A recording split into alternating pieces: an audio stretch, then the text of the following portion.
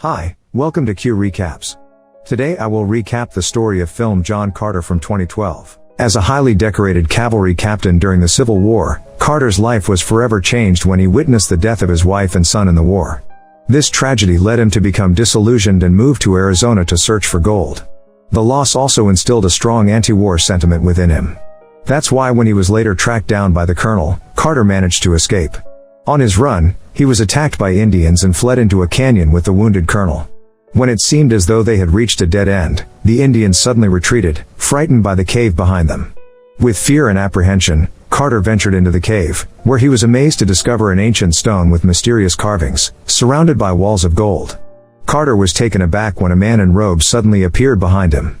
He quickly fought back and killed the godlike man, who was holding a medallion and whispering a spell. Carter took the medallion and repeated the spell, causing a flash of blue light to occur. He then woke up in a strange desert.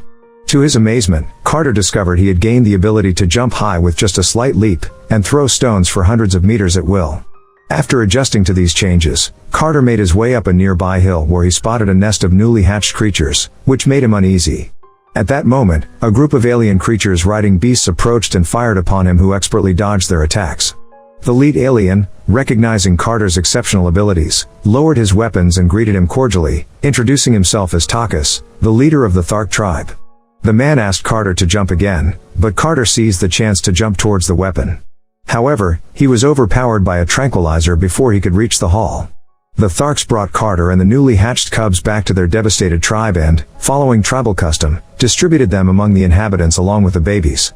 The Tharks raised their young anonymously, focusing on the tribe as a whole rather than individual identities. Due to Carter's peculiar appearance, no one wanted to adopt him and he had to be assigned to the Lini Sola. As part of the unusual process for the alien cubs, Carter underwent a rough shave, a dip in milk, a sprinkle of flour, and a sip of Barsoom's sacred water. After a moment of dizziness, he was able to communicate normally with the Martians, without any language barriers. To prevent his escape, the tribe assigned a Martian dog named Woola to keep watch over him. Woola was lightning fast and could keep pace with Carter no matter how high he jumped.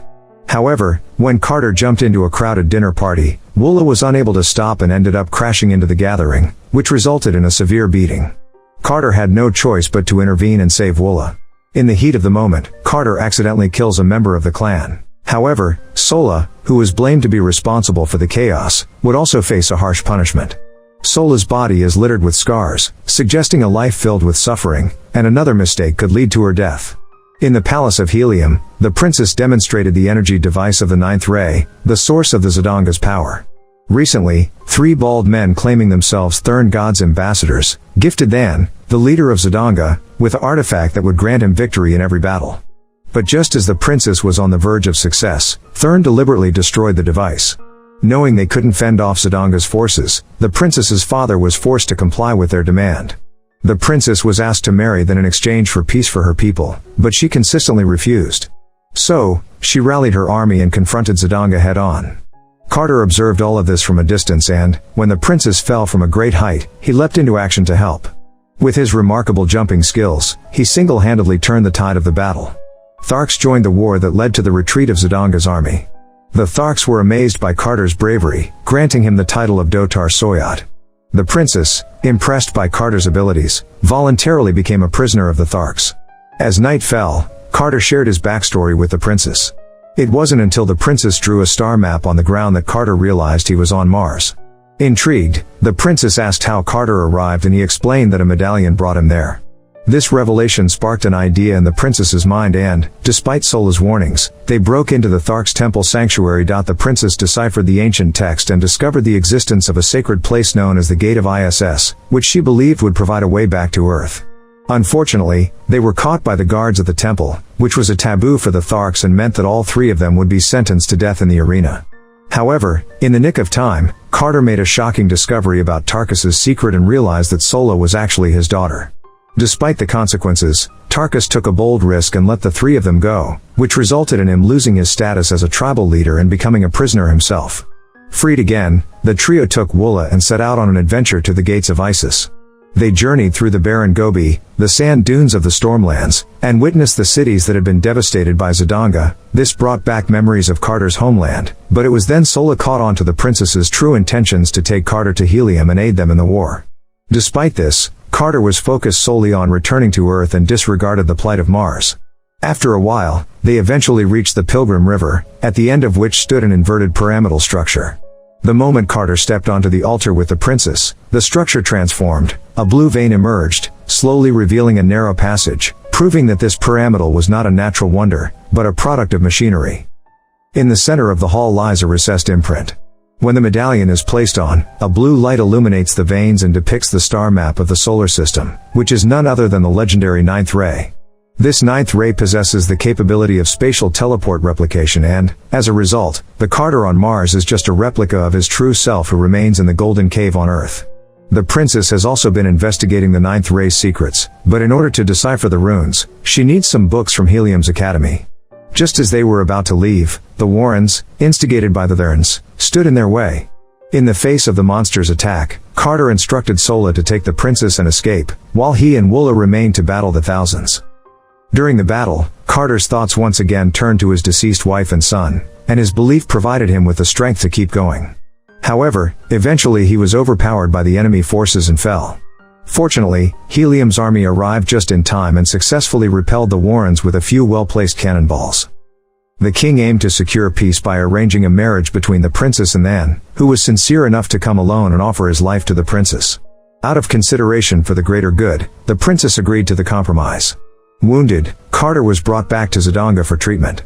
While he was still dazed and confused, the princess's personal guard managed to rescue him by being taken hostage and escaping from the soldiers.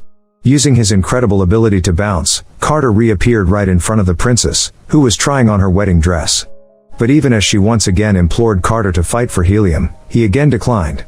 Princess noticed the ring on Carter's hand and realized that his heart did not belong to her. She revealed to Carter the spell she had deciphered, and by the time that arrived, Carter had vanished into thin air. It wasn't until everyone had left that Carter jumped down from the ceiling. That's right, he loved the princess and wanted to stay and assist her. In the hallway, Thurn, disguised as the princess's mother, suddenly appeared and quickly incapacitated Carter by sealing his meridians. Thurn then explained the true nature of his mission. The Therns had been using the power of the ninth ray to control the entire population of the planet and causing all of the wars and conflicts. Anyone who knew about the ninth ray would be executed, including the princess. The proposed marriage alliance was merely a cover for their deceitful plan. Just when Carter was at his wit's end, Woola made a timely appearance and attacked Thurn. Carter's bindings were loosened, and he promptly boarded an airship, staged the Fast and Furious on Mars. In a crucial moment, Sola knocked out the pursuers for him. Carter soon realized that he could not defeat Zidanga's army and the Thurn on his own, so he returned to the Thark tribe seeking their help. However, the Tharks betrayed him by throwing him into a dungeon, and the Thark tribe was now under the control of a wicked villain with broken teeth. Their former leader, Tarkus, had also become critically ill. Carter and Tarkus were then brought into the arena where they were set to face two massive white apes, which Carter effortlessly defeated one by one. By this point, the entire arena was rooting for Carter, and he confidently challenged Broken Tooth in honor of Dotar Soyot, who, in the end, was tragically beheaded with a swift strike. Upon his victory, Carter was crowned the new leader of the Thark tribe, and then, led the army to conquer Zidanga, but only to find the city deserted as their soldiers had already set off to Helium with the intention of wiping out the city at the wedding.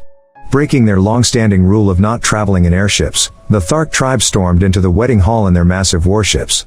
After a fierce battle, the forces of Helium and the Thark Blue managed to repel the Zidanga army, resulting in the failure of Van's mission, and ultimately, his execution by Thurn. Eventually, Carter and the princess became a couple. Determined to stay with the princess forever, Carter discarded his medallion. However, the Thurn, disguised as a guard, immediately sent Carter back to Earth. Carter awoke from his golden cave covered in dust and sporting a long beard. The colonel was now nothing more than a skeleton.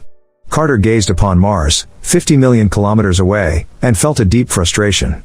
Suddenly, he realized there must be other Therns on Earth, and he spent the next decade searching the world for the whereabouts of the medallion, using the gold he brought back from the caves. As it turned out, the Therns had been keeping an eye on him. Believing that Carter had gone to Mars, the Therns followed Carter's nephew to the cemetery with the intention of destroying his flesh. Just as the nephew opened the door to the tomb, Carter appeared from behind the Thurn and put an end to the demon. With the medallion in hand, Carter bequeathed all his assets to his nephew and entrusted him with the responsibility of protecting his flesh. Carter then returned to Mars and lived a joyous life with the princess. What do you think of this movie? If you enjoy this video, please give it a like and subscribe.